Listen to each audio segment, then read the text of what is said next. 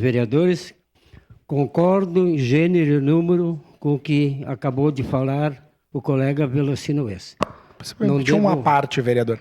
Não devo vela para nenhum santo e não devo vela para ninguém. Nem meu partido pressiona como eu devo votar. Nem o meu partido me pressiona para quem votar.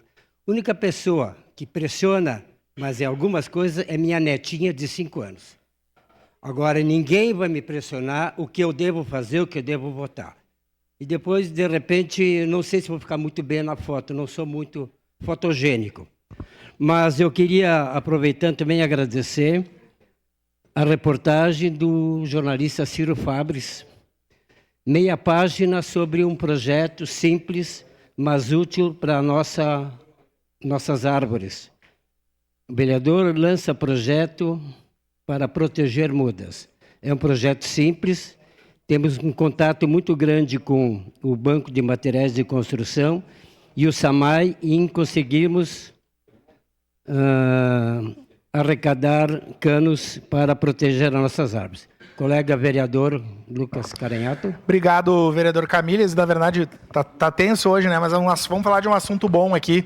O vereador Camilles é o nosso presidente da Comissão de Acessibilidade. Eu componho a comissão e faço parte da Escola do Legislativo.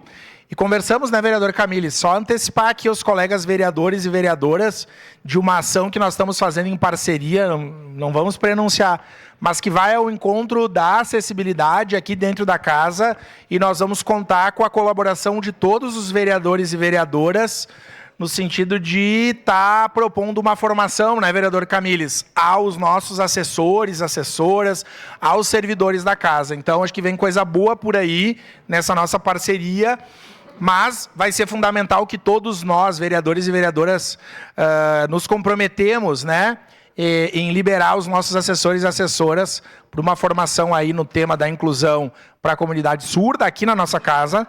Né? O ano passado eu passei por uma situação em que eu recebi uma pessoa surda e que é uma obrigação nossa receber essas pessoas.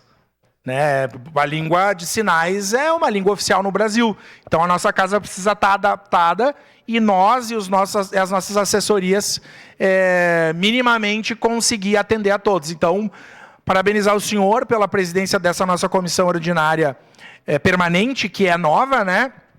Esse é o primeiro ano, mas certamente vai dar ótimos frutos, né, vereador Camilles, começando aqui pelo nosso trabalho. Então, obrigado e vamos junto aí nessa luta. Obrigado, colega Lucas Caranhato. Obrigado, senhora presidente.